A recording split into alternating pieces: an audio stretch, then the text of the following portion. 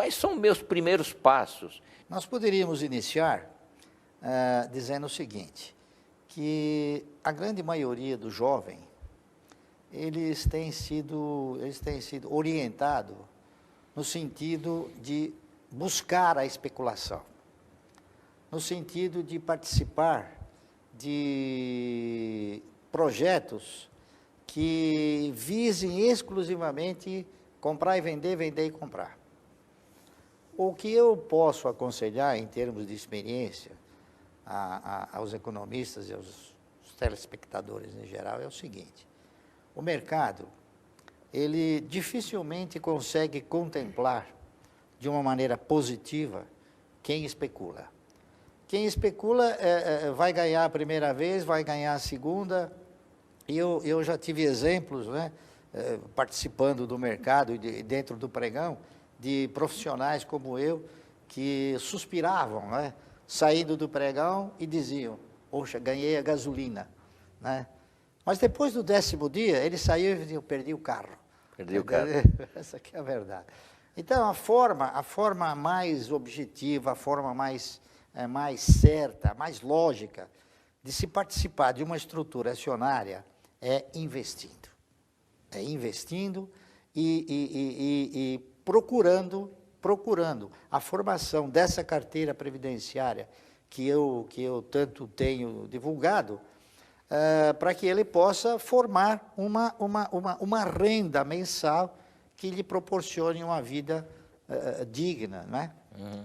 Então, a maneira de entrar, a forma, a operacionalização no mercado seria o seguinte, seria ele formatar um programa de aplicações. Se ele não pode comprar uma aposentadoria de uma só vez, ele pode o quê? De uma forma programada, alcançar essa aposentadoria.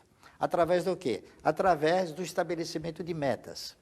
Eu vou dar um exemplo que espero ser prático. Quem comprar hoje 100 mil ações da Eletrobras, ele vai ter assegurado uma receita de R$163 mil ao ano. Está correto?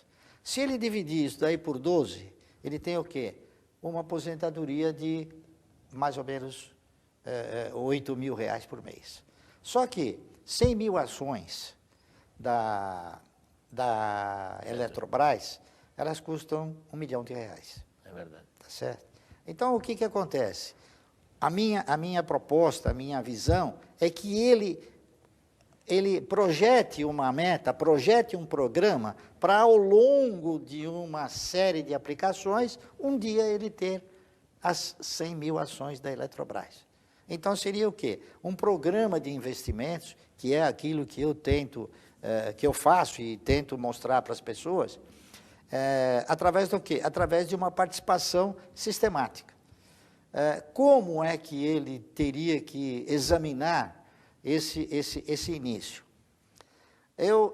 Na experiência que eu acumulei ao longo desses 46 anos de mercado, eu posso afirmar sem nenhum erro, sem nenhuma forma de errar. Existem 3 regras para você poder aplicar no mercado, sem ter que se preocupar com o fantasma do prejuízo. Essas regras são: a primeira, nunca direcionar para o mercado o recurso que você tenha programado para qualquer outro gasto ou qualquer outro projeto. Vou dar um exemplo prático. Suponha que você tenha R$100 mil e você decida ingressar no mercado.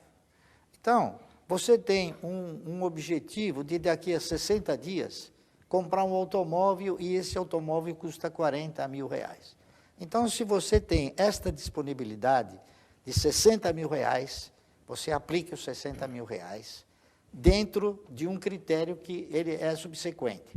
Então, o objetivo é o quê? Em primeiro momento, você comprar para visualizar o dividendo. Isso não acontece em pouco tempo, isso acontece num determinado período de tempo. A segunda regra eu costumo até brincar, é nunca comprar uma dica. O que é uma dica? Vou dar um exemplo prático. Eike Batista. Tá. As OGX da vida, não é isso? Isso foi uma dica, está entendendo? Todo mundo chegava e falava, olha, puxa, o que você acha que... Me dá uma dica. Então, o camarada falava, olha, o Eike Batista, né? Olha aí. Então, o Eike Batista Compre. lançou as ações. Absolutamente não tenho nenhuma intenção de falar mal dele, Claro. mas é uma realidade. E isso feriu parte do mercado. As ações dele foram lançadas aí a 13, 14 reais. Existiam previsões de grandes instituições financeiras, né? E isso foi divulgado, inclusive, no Jornal Valor Econômico. O Jornal Valor Econômico estampou uma matéria grande, não é? As empresas que projetaram o resultado a 30, 32 reais e hoje ela custa 30 centavos. Tá vendo? Então, a segunda regra seria o seguinte, nunca comprar uma dica. Comprar o quê? Comprar papéis que possam estar representados por estruturas bem fundamentadas, com histórico de resultado, histórico de dividendos, histórico de crescimento, está entendendo? Que é isso que se faz no mercado internacional. Nos Estados Unidos, o cidadão, ele compra uma ação numa relação preço-patrimônio muito superior à nossa, mas ele tem o quê? Ele tem a segurança de ter analisado e chegado à conclusão que aquele é o bom investimento. Então, a forma de se chegar num bom investimento, na realidade, ninguém precisa estudar economia para... Então, ele tem que procurar um profissional que tenha o quê? Que tenha esta formação e que, de preferência, esteja ligado ao departamento, ao setor de ações, tá certo? E a terceira regra é uma regra que nem deveria existir, mas eu a coloquei pelo seguinte, porque é uma regra que o cidadão ele nunca deve vender por necessidade. Por quê? Porque, ao longo do tempo, se ele direciona o seu recurso para outros projetos e, de repente, esse projeto não dá certo, ele acaba tendo que vender o papel de uma forma inadequada e num momento também inadequado, certo?